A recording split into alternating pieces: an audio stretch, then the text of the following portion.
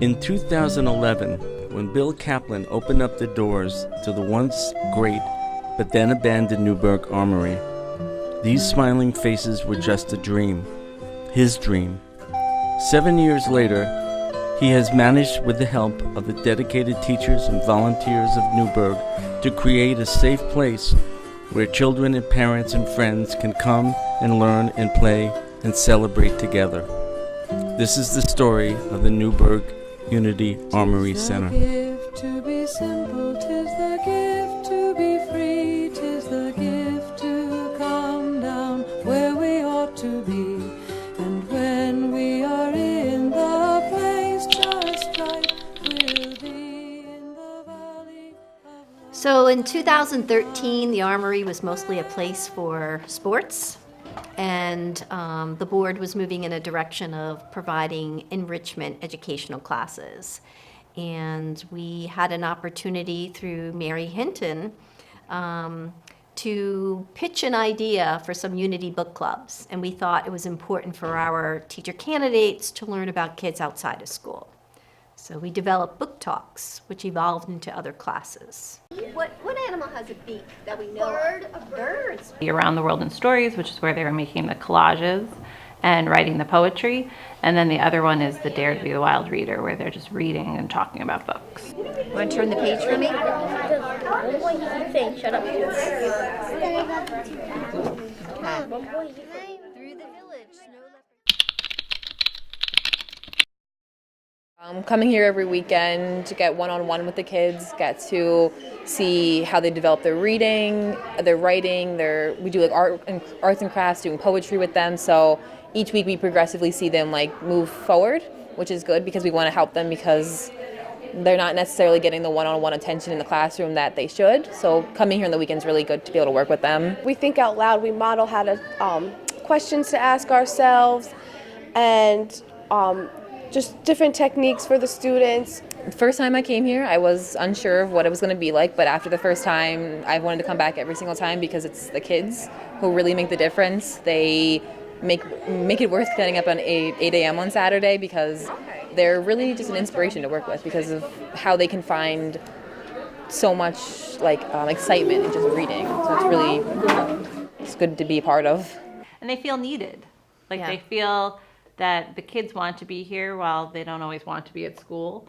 And so they realize, they're getting a lot out of the fact that they are motivated to be there. This helps because it's a more relaxed setting, so it helps build our confidence for when we go into a real classroom.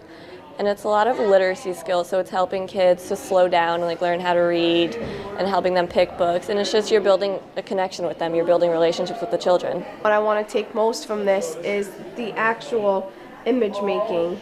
I want to do that in my classroom. Even instead of brainstorming with their words, they could brainstorm through pictures. Some children have trouble reading and writing, and if they use pictures and they use art, then they don't have to have that step. They get the sensory words, they get the details, they can use their five senses, hearing, smelling, seeing, all that stuff through the art. So I really want to incorporate more art into my classroom. This is teaching me how to do that. Arts-based learning is very important. I particularly like science. I think science is like magic for the kids. Every time we read science experiments that they don't normally see this stuff on a daily basis. They don't really emphasize it too much in the regular classroom. So having them read about animals and geography and all things going on in the world around them and the science aspect of it is kind of what I like to get them to go at because it makes them look at the world a little bit differently and have a better understanding of it. 80, 20.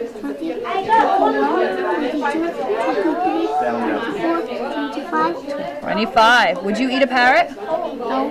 I would neither.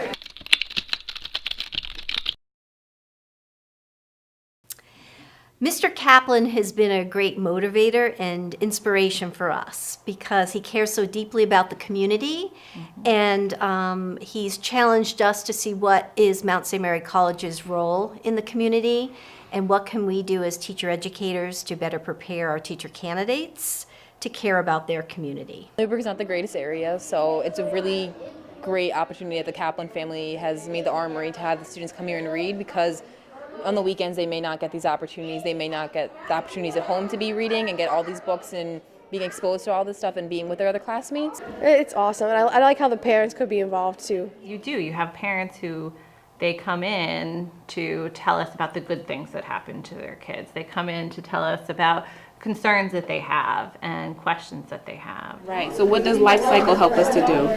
Change. How things change, right? Over time. Very good. Okay, keep reading.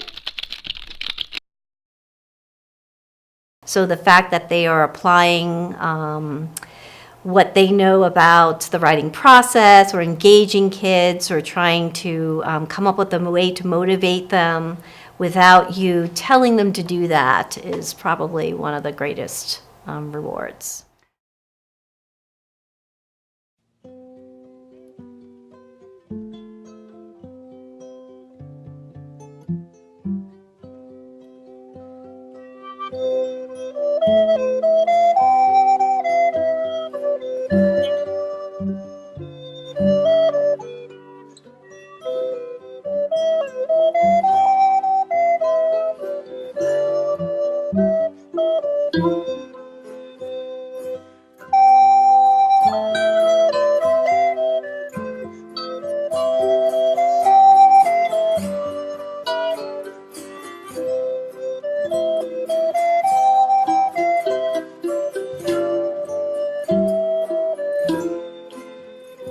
Tis the gift to be simple, tis the gift to be free, tis the gift to come down where we ought to be. And when we are in the place just right, we'll be in the valley of love and delight. When true simplicity is gained, to bow and to bend we will not be ashamed.